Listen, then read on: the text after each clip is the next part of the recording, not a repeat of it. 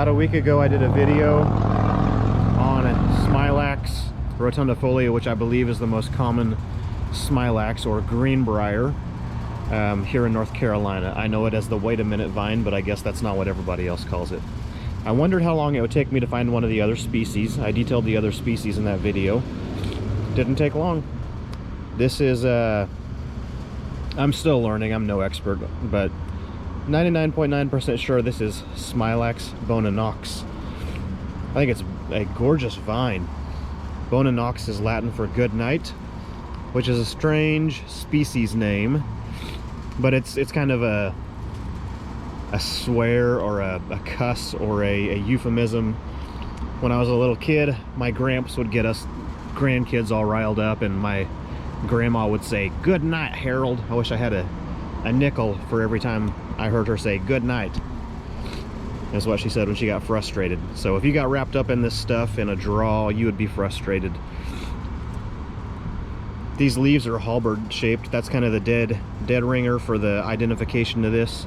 And then if we can find a spine, a thorn, they're supposed to be covered in tiny little thorns. There's a thorn. It's not too much smaller from rotundifolia. I found one somewhere else on the plant that was very fine. It was like as fine as a cactus needle. These are actually pretty big though, bigger than I thought.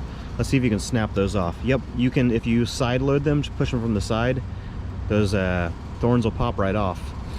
So Smilax rotundifolia, Dylan and I were talking. He's on the Palm Talk, and we were talking about it. He said it's almost like pothos, and I said, yeah, it's kind of like pothos with teeth because of the thorns. Or if you want some alliteration, you could call it a pissed off pothos, because it kind of looks like a epipremnum. But anyway, Smilax bona-nox. The other cool thing about this is there's a little bit of variegation going on the leaf. So I love these leaves. This is a gorgeous leaf. This is one of the best looking vine leaves I think that I know of, actually. I used to really like Clematis armandii until I had a bunch of issues with it getting clematis wilt. I think these leaves look better than Clematis armandii. And they got this beautiful halberd shape. They're a nice, thick, waxy green. You got a little bit of variegation. The veins are okay. I like really pronounced, heavy veins. Just kind of adds some texture, you know. So, Smilax bona-nox.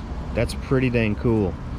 And if you are a adventuresome kind of a guy, you could probably pluck some of this off and try and take a cutting. Anyway, we are here at beautiful palmetto seedling right there. Seedling, it's taller than I am. This is 316 oyster bar. I'll do a video on that here in just a second.